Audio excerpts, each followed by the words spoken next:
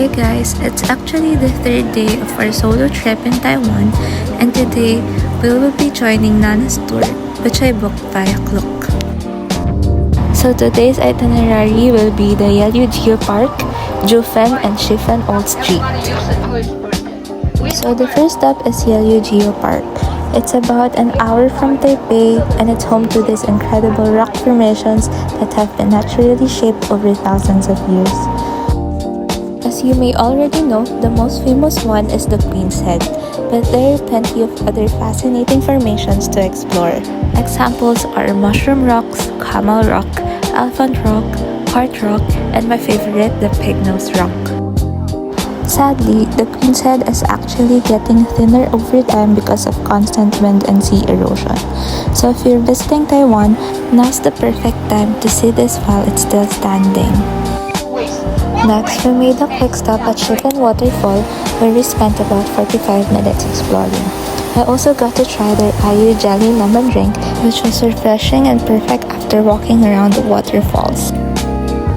Just a short ride from Shifen Waterfall, we arrive at Shifen Old Street, one of Taiwan's famous spots for releasing sky lanterns. You can ride your wishes on all four sides before watching them float into the sky. I didn't release one myself, but it was still amazing to watch everyone else's. Plus, you'll find affordable pasalubongs, street food, and plenty of milk tea shops. The biggest surprise for me though was seeing this rail train pass by. I had no idea this railway tracks is still active today. We ended the day at Jufen Old Street, and I think it was my favorite stop. Our tour guide brought us to different stores where we got to try lots of free samples before buying anything. We also enjoyed some amazing food while exploring the lantern-lit streets. The whole place feels so charming and magical, especially at night. It was the perfect way to wrap up our Taiwan day tour. But what made this stop even more special was meeting these two lovely ates from our Klook tour. They kind of adopted me for the day, and before I knew it, we were having dinner together, talking about life, laughing, and discovering how much we had in common. It's moments like this that remind me that travel isn't just about the places you visit, it's also about the connections you make along the way. So here's Nana showing us her same-day edit of our trip. She was so cute and we really enjoyed the tour because of her. The tour ended at around 9 p.m. and after taking a short break in my accommodation, I went down to Starberry.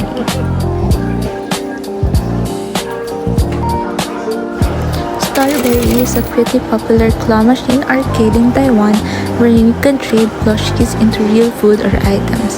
I couldn't leave without trying my luck, so I played a few games. And somehow, I managed to win this little alien from Toy Story. Definitely one of my favorite souvenirs from the trip. Day 4 started with a trip to Kiantiangang Grassland, one of the most peaceful spots in Yangmingshan National Park. It took me about an hour and a half from Taipei Main Station by MRT and bus, but the views were definitely worth the journey. I also stumbled upon one of the park's souvenir stamps, so of course I had to stamp my travel notebook. I love collecting little memories like that whenever I travel. It makes the trip feel even more special.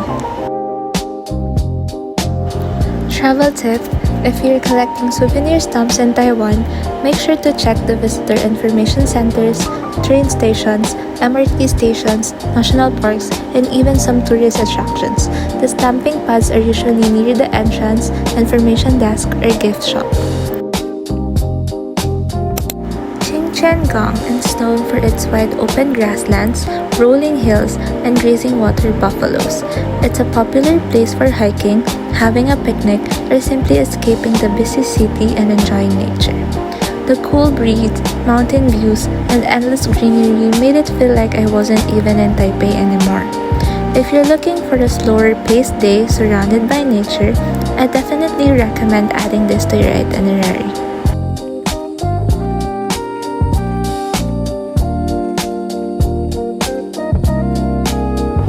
This is the kind of place where you don't have to rush.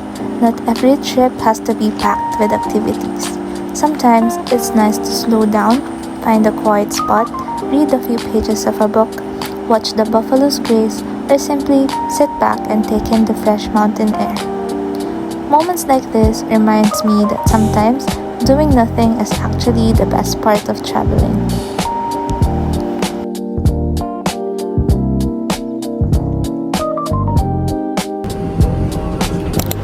After spending the morning in nature, I headed back to the city for one last stroll. I wandered through a few bookstores, explored the nearby streets, and picked up a few last-minute finds. Then, I was back to my accommodation to pack my luggage, organize all my pasalubongs, and get everything ready since I have an early flight back home.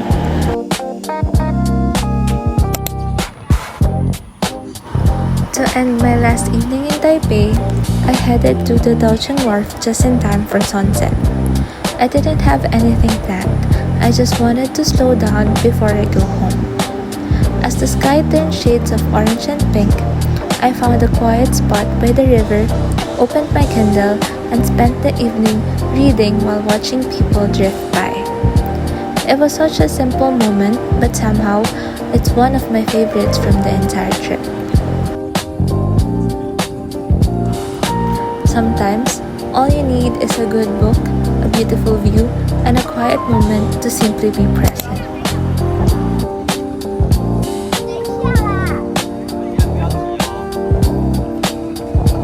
Before ending the day, I stopped by the famous Hello Kitty themed 7-Eleven, grabbed some McDonald's for dinner, and headed back to my accommodation.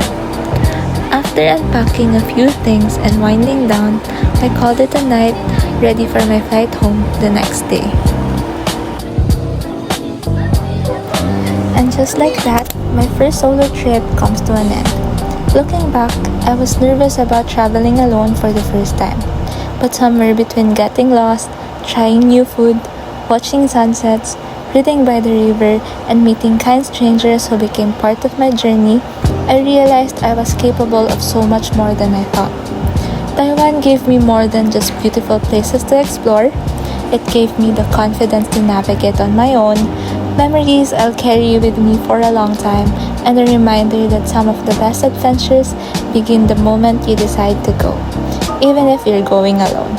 Taiwan will always have a special place in my heart because it wasn't just my first solo trip, it was where I learned to trust myself. Here's to many more adventures ahead.